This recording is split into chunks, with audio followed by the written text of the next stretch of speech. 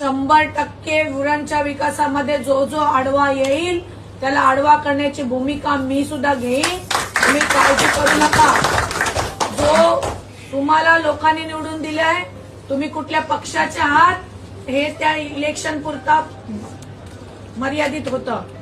आता इलेक्शन झालेले आहे, त्यामुळे तुम्ही जनतेचे सेवक म्हणून या ठिकाणचे असल्यावर नगरपालिकेची पायरी चढल्यानंतर तुम्ही कुठल्या पक्षाचे ते झेंडे बाहेर ठेवूनच या ठिकाणी एंट्री केली पाहिजे.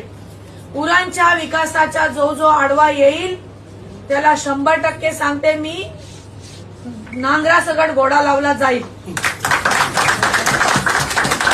मी मस्ती म्हणून कुठेतरी डायलॉग बाजी करायचं म्हणून बोलत नाही. गेल्या 15 दिवस तुम्ही मला बघितलं, मी आग्र्याची पोर आहे, लंगोटी सोडल्याशिवाय ठेवणार नाही.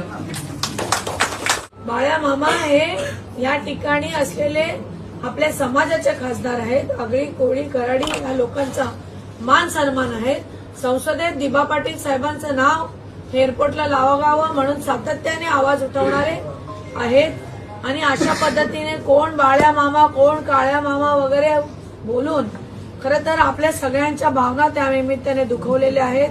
आमचे नेते प्रशांतजी पाटील साहेब यांना सुद्धा अर्वाच्य भाषेमध्ये बोलल्यामुळे आमच्या सुद्धा भावना दुखलेल्या आहेत.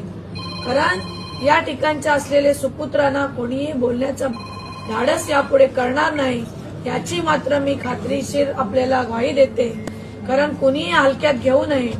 आम्ही जसा तोंडातला घास देतो, हसायला पाठ देतो, पण गद्दारी केली तर लंगोटी सुद्धा सोडून घेण्याची ताकद आम्हा साऱ्यांमध्ये आहे, हे कोणी विसरू नये. आरेला कार्य करण्याची भूमिका आहे. कारण मीठ पिकवणारी आमची जात, या ठिकाणी मासेमारी करणारी, भात पिकवणारी, कष्ट करणारी आमची जमात, त्याला कोणी गृहीत धरू नये एवढंच या निमित्ताने सांगते. रावणाचा अहंकार टिकला होता का? नाही. ज्याच्याकडे गर्व आणि अहंकार, त्यांच्या प्रत्येक भाषणामध्ये हा शब्द असतो, माझ्याकडे गर्व आणि अहंकार. गर्व आणि अहंकार हा कुणाचाच टिकला नाही. जेव्हा जनता जनार्दनाच्या मनात आला ना, तर ती कुणालाही वरती चढ बसवू शकते, खुर्ची खाली उतरवू शकते.